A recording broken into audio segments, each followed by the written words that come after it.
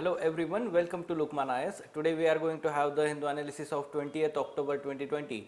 So let us see which are the important articles. So these are the important articles for mains purpose and for prelims purpose. Let us see one by one. First for mains purpose, article on page number 6, editorial page, a very good article by Rajiv Bhargava. We know that he writes on some important social issues. We can say that from social, political as well as some cultural and ethical aspects that he discussed. In this article also, the topic love in the name of polarization, he is discussing the recent case of the advertisement by Tanishq and how the society reacted, especially the netizens, we can say that, reacted towards this advertisement, and then the company is forced to withdraw that advertisement informally, we can say that. Okay, so that issue is being discussed, how the interfaith or interreligious marriages still are not accepted in India. Yes, that is the discussion that in this article is happening. So let us try to understand them from our societal perspective. Society part of the syllabus GS1 as well as essay topic can be asked on this topic. So yes, let us try to understand them and take input. Yes. Context, polarization in society and its impact on interfaith marriages. So basically the article is discussing that whatever the trolls that had happened on internet on that advertisement, that is not the reality on the ground. Rather, largely people do not have that much problem in interreligious marriages. Okay. So basically that is the minority group which is let us say reflecting its opinion as the opinion of people. Okay, rather that is not the opinion of the people or opinion of the masses in India, we can say that. And this is what the article is providing certain arguments even from ancient times, how the love marriage or the interfaith marriage has been there, a norm, a social norm.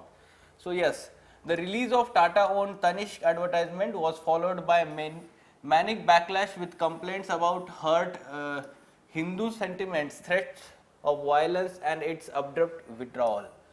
And if उसमें क्या दिया हुआ है, what is given in that let's say what is shown in that advertisement, an affluent Muslim family is seen organizing a baby shower for their Hindu daughter-in-law. Okay, so this is what is like 1 minute advertisement is showing a bond between daughter-in-law and mother-in-law, and yes, they are of different faith, still they are showing the love and care for the daughter-mother relationship. Okay, so yes, after marriage brings an anticipated tensions of for the families of the couple, and particularly profound disturbance in the life of woman who often moves into home of her husband without an entire network of support led by husband and mother-in-law. This transition is painful. Yes, we can say that this is true statement. Playing upon vile communal instincts, the trolls attacked it for its secular message. So basically it was secular message, however the trolls made it look like communal aspect. This intolerance of Hindu-Muslim marriage is entirely politically constructed. The trolling must be seen in the context of long-standing practice of politically triggered harassment of interreligious couple. So yes, we often see such kind of harassment, or often see, we can say that honor killings also involved in such kind of cases. जो Hadiya case काफ़ी famous हो गया था interfaith marriage के लिए भी. So that was again we can say that that was in news a year back, very much discussed case. The advertisement then appears to celebrate not only communal harmony but love marriage, individual choice, and the new egalitarian family that respects the distinctive identity and wishes of women. Okay, so this is not only about communal harmony but also about love marriage, individual choice, egalitarian family that respects the distinctive identity and wishes of women. The trolls prey upon social anxieties surrounding young falling in love, rebelling against rigid traditions of community, and giving women equal status, respect. Okay. So basically these are social anxieties among the people. Large towns and cities generate conditions for partial collapse of old community dominated order. कैसे करता है ये? Like public transport, workplace, restaurant, malls, education institutions, all these facilitate and encourage intercaste and interreligious intermingling. This real and virtual proximity generates conflict as well as opportunity for friendship that can transform into love and even marriage, no matter how much it enrages the socially orthodox and intolerant. So basically this is the urban setup we are talking here, which is pretty much favorable for such kind of love marriages or intercaste or interfaith marriages, we can say that. No society has ever managed to completely control the emotional life of individual. Love marriages have been a long ancestry. Even the Dharma Shastras acknowledge and endorse the love marriage, at least for Kshatriyas, the Gandharva Vivaha. Many students may be finding it irrelevant. Love marriage पे कैसे question आ सकता है sir UPSC में? There can be question in society. There has been like discussions on we can say that live-in relationship being the new norm in urban areas, metropolitan cities.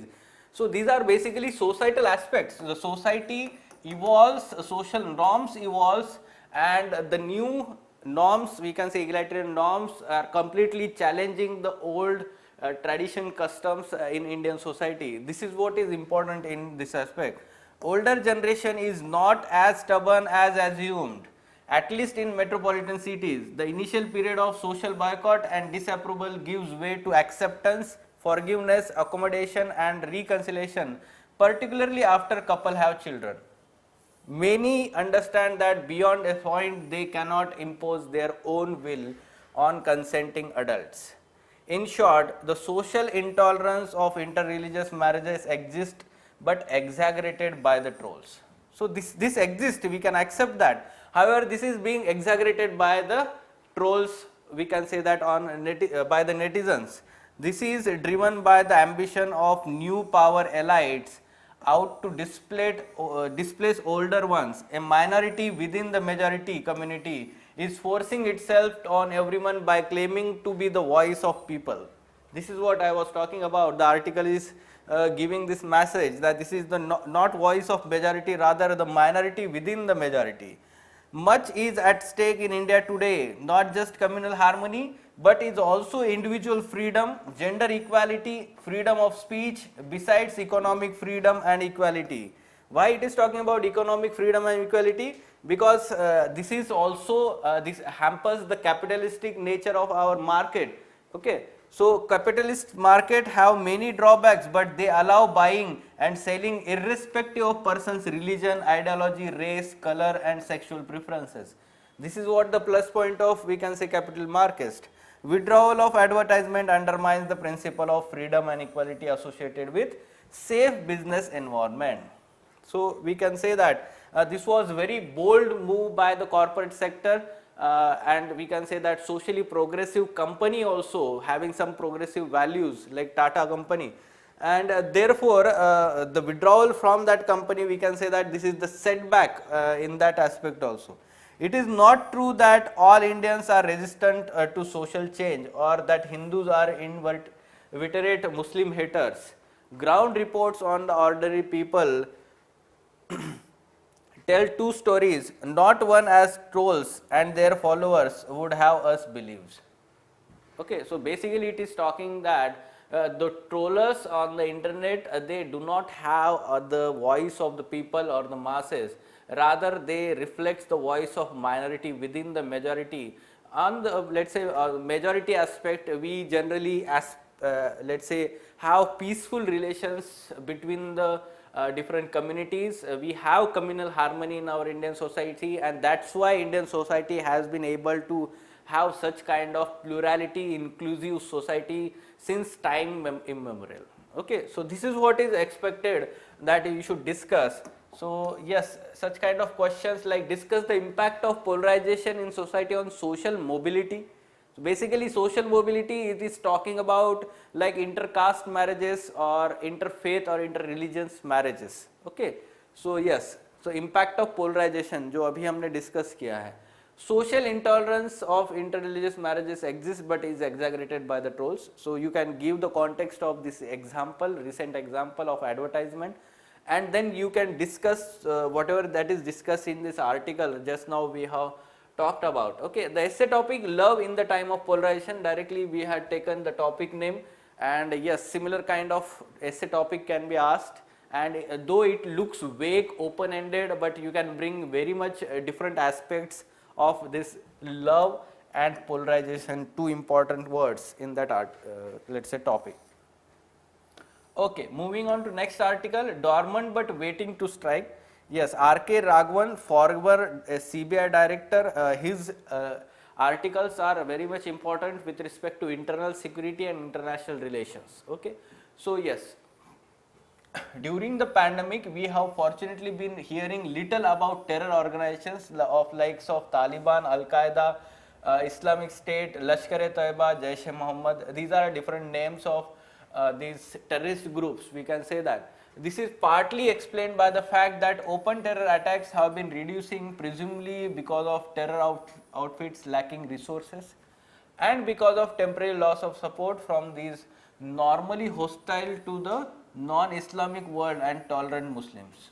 Okay, so basically the temporary loss of support from the Muslim community, which is normally hostile to non-Islamic world, but at present they are not supporting terror outfits, and also their terror outfits are lacking resources. That's why we can say that little activities that we are seeing in today's time. But there is no ground to conclude that terror outfits have become less vicious or irrelevant.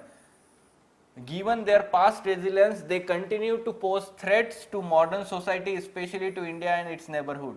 Their numbers may not have been formidable, but they can cause ripple effects that cannot be underestimated.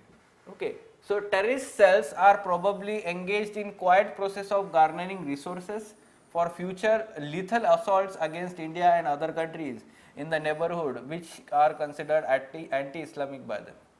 The aggravation of poverty in the developing nations due to COVID-19 could offer a fertile ground for recruitment and intensified religious indoctrination, which are dangerous to peace. Okay, so this is again important aspect that we should consider, because many people are going to get trapped under the poverty now because of COVID-19 pandemic in different countries including India. So that poses a very much threat for indoctrination, religious indoctrination by these terror outfits to vulnerable population. We should keep a particular close eye on Al Qaeda and Islamic State, because there is evidence that their recruitments remain undiminished by the problems posed by pandemic. They are present not only in West Asia but also in Africa. The other outfits like Jaish-e-Mohammed and Lashkar-e-Taiba etc. are confined only to Afghanistan and Pakistan area. So yes, we can give less focus on these two, but we need to focus on these covering large areas. Of great import in this context is Doha Accord signed on 29th February this year between Taliban and USA. So this is a very important development which has brought about an improved relationship between the two, Taliban and USA. The USA now is less of an adversary to Taliban because it has agreed to withdraw from its troops from Taliban's promise to preserve the peace in Afghanistan. So what are the implications for India of this Doha Accord? This kind of question can be asked in your internal security or international relations also. So considered as a victory for Taliban and possibly smaller extent for Pakistan, the Doha Accord has some serious implications for India. क्या implications है? Like Taliban's assurance to US that a part of agreement it will keep the Al Qaeda under check seems to an exercise in deception. तो ऐसा तो नहीं हो सकता कि पूरा का पूरा वो कंट्रोल कर सकते हैं अल कायदा को.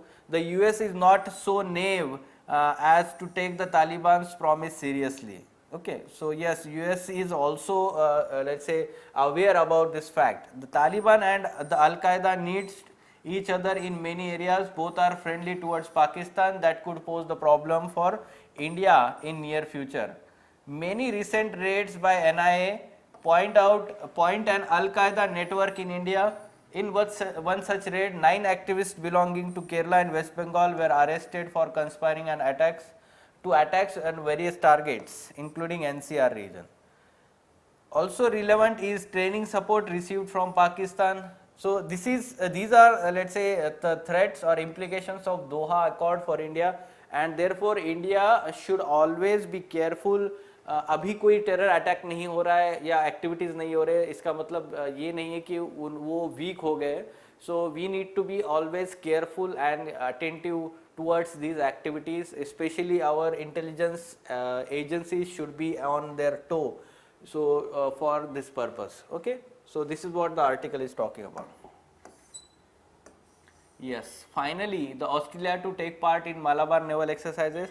So last few months there has been continuously discussion on this topic, that whether Australia is going to take part in the Malabar exercise, whether India will allow that. So yes, finally the India has accepted the invitation of Australia to take part in the naval exercises, Malabar exercises.